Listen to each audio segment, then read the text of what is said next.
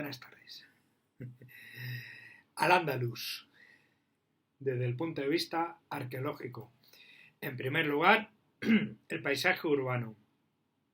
Y luego, en segundo lugar, el paisaje rural de Al-Ándalus, lo que se configura, cómo es el proceso de islamización y todo esto, y cómo la visión de Estado central que termina imponiéndose en la península ibérica, en la zona de la controlada por los poderes islámicos, cómo configuran las ciudades de una determinada manera. El proceso de islamización tras la conquista del reino visigodo se prolonga durante los siglos VIII y IX. No había un plan predeterminado. Probablemente la conquista se inició para canalizar la agresividad de los pueblos de las comunidades bereberes del norte de África en el proceso de expansión de los árabes por todo el norte de África. El Estado Omeya se termina constituyendo como un Estado centralizado basado en una eficaz red fiscal que se consolida en esta época califal y que tiene a las ciudades como eje organizador de dicho espacio.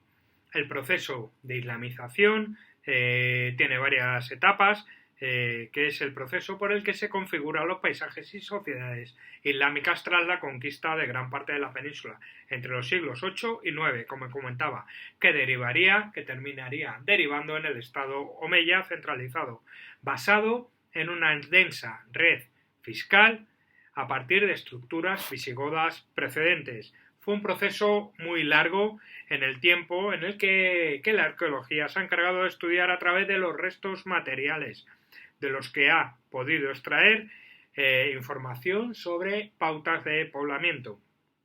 Este proceso tuvo varias fases. Una primera fase, que es la fase de conquista, entre los años 711 y 726 se van extendiendo las distintas comunidades islámicas por toda la península ibérica, bereberes y árabes procedentes de Siria. La mayoría, como comentaba, desembarcan en una primera expedición en el año 711. Se cree que unos 4.000 islámicos entre bereberes y árabes. Y en poco tiempo ocupan grandes espacios peninsulares porque el Estado visigodo estaba inmerso en un proceso de desintegración, se estaba deshaciendo, venía ya deshaciéndose desde mediados del siglo VII y bueno, pues con relativa facilidad fueron conquistando ciudades, tuvieron alguna mínima resistencia. En Mérida se sabe que hubo algún episodio de resistencia al principio, pero bueno, mayormente se iban haciendo con el control de las ciudades y por tanto de los campos de alrededor de las mismas, Sevilla, Córdoba, Mérida, hasta Zaragoza.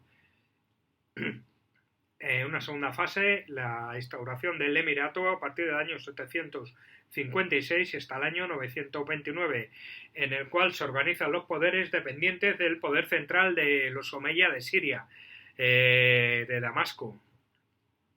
Y se inicia una larga etapa de muchas tensiones entre árabes, entre bereberes, una concepción tribal, una concepción centralizada o una concepción feudal de los hispano-visigodos que ocupaban amplios espectros sociales del momento. Esto derivó en las fitnas, que son las revueltas, las guerras entre unas comunidades y otras a mediados del siglo IX, y finalmente se imponen los poderes árabes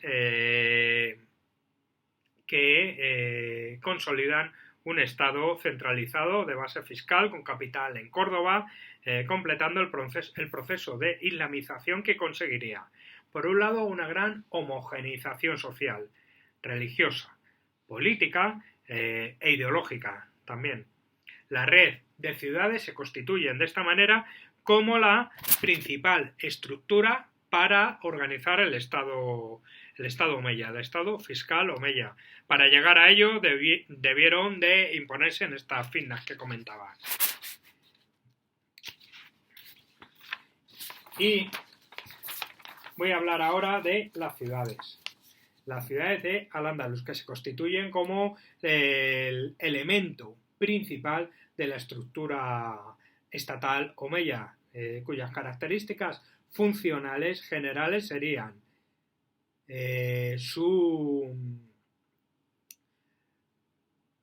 eran centros de recepción de rentas que articulan el Estado, funcionaban como mercados también, eran elementos vertebradores entre el mundo rural y productor y el propio Estado. Sus funciones eran distintas al modelo urbano feudal que tendría un reflejo del orden social en el urbanismo. Tampoco desempeñarían funciones sociológicas, ideológicas o religiosas que tenía la ciudad antigua, en las ciudades imperiales de Roma. Ni había diferencias jurídicas ni jerárquicas entre las ciudades, o eran madinas o no lo eran, y mantienen una diversidad constructiva y planimétrica fruto de la hegemonía de lo privado. El arqueólogo Guitart ha documentado 249 madinas en Al-Ándalus. El tejido urbano andalusí tiene su génesis, hunde sus raíces entre los siglos IX y XI, a pesar de la red urbana que le precedía, antes del año 711, la red de ciudades visigodas. La conquista se basó precisamente, como he comentado, en la ocupación de ciudades, en la toma de ciudades como Sevilla, como Mérida, como Córdoba, como Toledo, como Zaragoza, y aunque mantuvieron cierta continuidad ocupacional de las ciudades de tradición antigua, se crearon nuevas ciudades también. Las claves generales de la creación de ciudades andalusíes las encontramos en que tienen cierta continuidad ocupacional con las ciudades de la tarde antigüedad. La conquista, esta que comentaba, basada en la ocupación y en la dominación de estas ciudades, las estructuras urbanas visigodas no se adaptan a las necesidades del Estado omeya. Hay un colapso también del modelo tardo antiguo urbano en el año 800 en muchos sectores andalusíes. Los poderes episcopales, que en amplios sectores peninsulares habían desempeñado también funciones de administración, dejan de tener esas funciones. Llegan los islámicos, los poderes musulmanes y los obispos dejan de desempeñar esos papeles de gestión de la ciudad. No solo gestionaban antes de la llegada de los islámicos la religión, sino que los asuntos religiosos, sino que gestionaban también los asuntos, habían ocupado ese vacío de poder. Los asuntos civiles en las ciudades se habían constituido como los poderes más fuertes dentro del urbanismo. Y en las zonas que ocupan, los amplios sectores que ocupan los islámicos, pues dejan de tener esa capacidad de gestión civil. Y la inestabilidad social del siglo VIII supone el fin del papel administrativo y fiscal de las ciudades. Entre los siglos IX y X se va consolidando un nuevo concepto de ciudad, tanto en aquellas ciudades de nueva fundación como las que mantuvieron cierta ocupación, la ocupación, como consecuencia de la afirmación de los poderes islámicos. Las nuevas funciones urbanas que desempeñan las ciudades pues tienen una relación directa con la forma de entender el Estado, principalmente, sobre todo a partir del siglo IX, como cabeza del nuevo patrón de asentamiento dirigido por el Estado. Y surgen de esta manera ciudades de forma espontánea como Pechina, Payana, en Almería, y otras por creación directa del Estado, como las ciudades de Jaén, Murcia, Almería, que se constituirían como capitales de los territorios, de las comarcas, como centros comerciales también y como sedes administrativas. Al mismo tiempo, se suceden abandonos de otras ciudades a favor de las nuevas, impulsadas desde el poder central. En otros casos, se desplazan los centros urbanos, como ocurre en Denia. Y también se configuran ciudades como promoción urbana de centros rurales fortificados que existían previamente, como es el caso de Madrid, la ciudad de los vascos, que luego fue abandonada tras la conquista feudal, o iniciativas estatales como expresión de la necesidad de propaganda y de afirmación del califato de Córdoba, como es el caso de Medina al-Zahara, Medianat al-Zahara, que fue fundada por Abd ar-Rahman III, hablando en plata, entre los años 936 y 941 o el año 900 y el año 976. Era la sede administrativa del califato y, bueno, pues eso, tenía ese papel propagandístico, de afirmación de poder, supuso un espacio inmenso, planificado cuidadosamente, con numerosas estancias privadas, administrativas, religiosas, mezquita, con una red de infraestructuras, alcantarillado, toma de agua. Y terminó saqueada en el siglo XI en el contexto de revueltas del año 1031, por ahí, aproximadamente.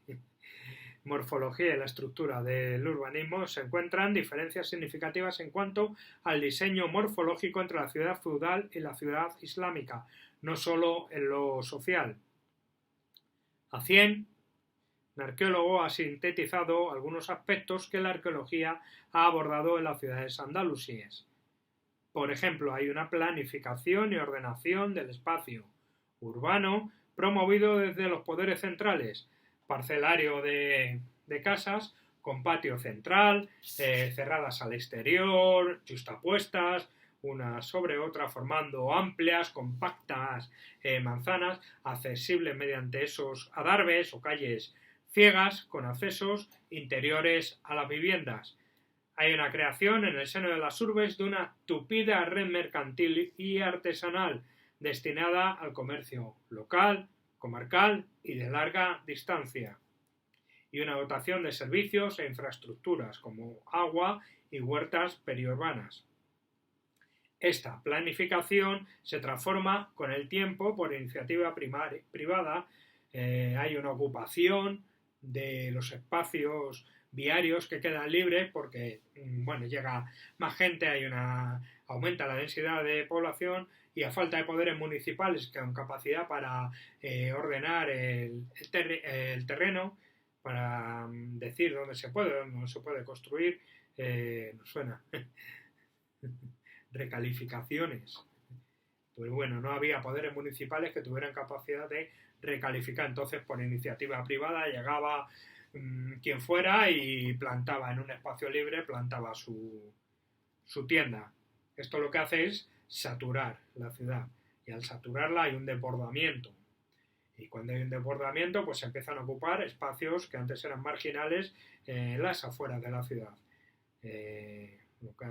provocando una ampliación de precios de la ciudad. Vaya, es el modelo que estudiaron y que han sintetizado Palazón y Jiménez. Y bueno, pues con esto ya termino el tema de las ciudades y ahora voy a pasar en un vídeo siguiente a hablar de los paisajes rurales, cómo se configuran en el Islam.